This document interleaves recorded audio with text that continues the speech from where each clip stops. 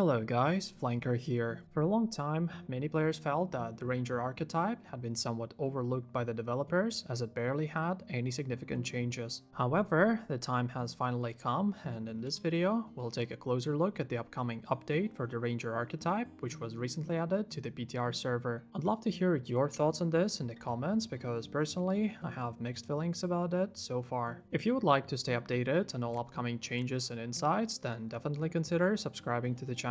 As usual, shout out to my Twitch subs and YouTube sponsors. Alright, let's begin with the basic abilities that are granted upon character creation or unlocked at certain levels. On the PTR server, a level 1 ranger starts with 4 abilities. Just like fighter, cleric or tank, ranger also has a unique resource now called focus. Ranger abilities deal up to 15% additional damage proportionate to how much focus is stored and consume focus proportionate to the amount of damage that was dealt. Regenerate 3 focus per second, and weapon combo finishers restore 10 focus per hit. The availability of passive focus regeneration means that in most cases a ranger will have 100 focus before the start of a PvP encounter. As a result, this definitely makes snipe openings more powerful and more common. At the same time, ranger no longer has a passive skill bow mastery, which previously reduced the cooldown of barrage and scattershot by 3 seconds when hitting an enemy with a weapon combo finisher. Barrage is no longer granted at level 1, instead, ranger now receives a new skill called salvo.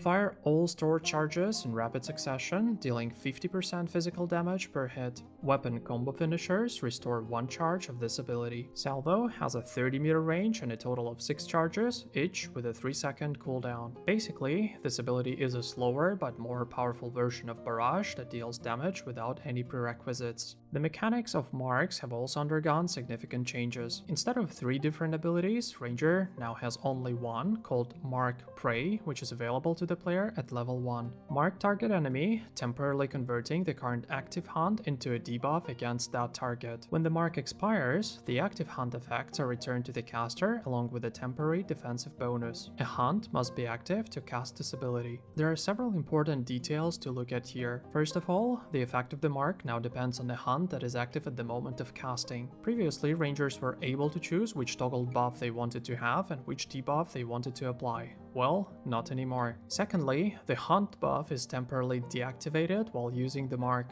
This means that hunts only increase stats before casting the mark and after the mark is no longer active, but not while it is applied to the target. Thirdly, when mark expires, the active hunt effect is restored along with a 10-second defensive buff. The type of buff received depends on the hunt that was active at the time of casting the mark. Finally, the cooldown of mark has been reduced from 60 to 30 seconds. If all this sounds a bit overwhelming or confusing, don't worry, I got you. Let's take a look at Hunt and Mark of the Raven, which by the way are also available to rangers at level 1. Call forth the Spirit of the Raven, imbuing yourself with 10% increased accuracy. When Mark Prey is cast while this hunt is active, reduce target evasion by 25%. When the mark expires, the caster receives 15% increased evasion for 10 seconds. So just to clarify everything once again, using Hunt of the Raven increases accuracy by 10%. When Mark Prey is used, the accuracy buff temporarily disappears and Mark of the Raven is applied to the target. Once mark expires, the 10% accuracy bonus returns along with a 10-second buff that increases evasion. Since we have brought up this topic, let's go ahead and take a look at the other hunts and marks. Hunt of the Tiger previously increased critical damage by 10%, but now it increases critical chance by 10%. When Mark Prey is cast while this hunt is active, the target's critical avoidance is reduced by 25%. When the mark expires, the caster receives 25% increased critical avoidance for 10 seconds. As for Hunt of the Bear, it now increases penetration by 10%. When Mark Prey is cast while this hunt is active, the target's mitigation is reduced by 15%. When the mark expires, the caster receives 15% increased mitigation for 10 seconds. Overall, when it comes to hunts and marks, it definitely feels like they got nerfed significantly. Marks were primarily used to create a short damage burst window, but now they are noticeably weaker. Mark of the Raven used to be very powerful, but now it's pretty much just a low-level placeholder until you unlock a better one, especially considering how evasion and dodge mechanics work. New defensive buffs buffs are nice to have, but at this point they definitely don't compensate for the reduced damage. However, what bothers me the most is the lack of flexibility to combine hunts and marks depending on the situation. At the same time, considering the cooldown of the mark has been reduced to 30 seconds, there is a chance that siphoning regeneration passive may become slightly more viable. But to be honest, I'm still not sure. It seems like 5% regen for 5 seconds might not be worth spending a skill point. But despite all this, we shouldn't forget that this may not be the final iteration, and the situation can also change once Intrepid addresses the DTK issue.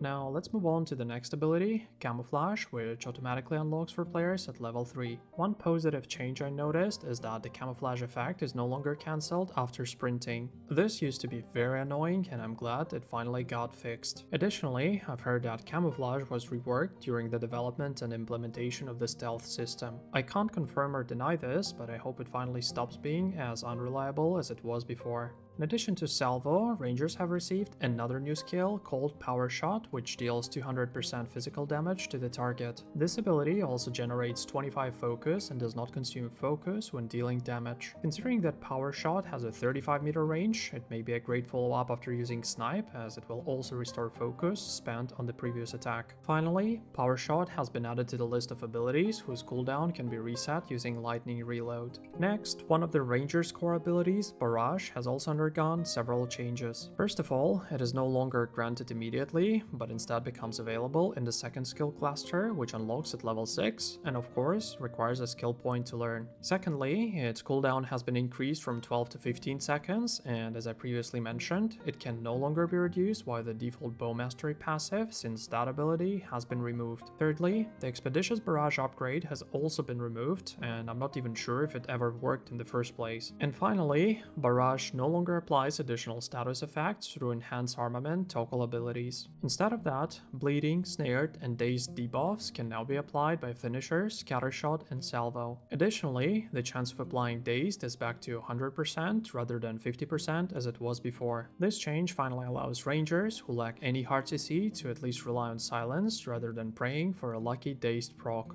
As I mentioned at the beginning of the video, I currently have somewhat mixed feelings about these changes. Of course, it's way too early to draw any conclusions since we first need to get used to them and test them in action. However, by the looks of it, I find it hard to imagine how shortbow will remain viable, especially considering that many players across nearly all archetypes are now using longbows. I still stand by the opinion I shared during the roundtable. Range should be the ranger's main strength. For example, a passive skill that adds 5 meters to the range could actually make the ranger feel like a true ranger. However, this is just my subjective opinion, and as for yours, feel free to share it in the comments below. If this video was informative and you've made it this far, please consider leaving a like and subscribing to the channel for more insights from the PTR server. You can also join my Discord server to ask any questions directly, or just hang out while waiting for the servers to go live again. I am Flanker, and I'll see you soon.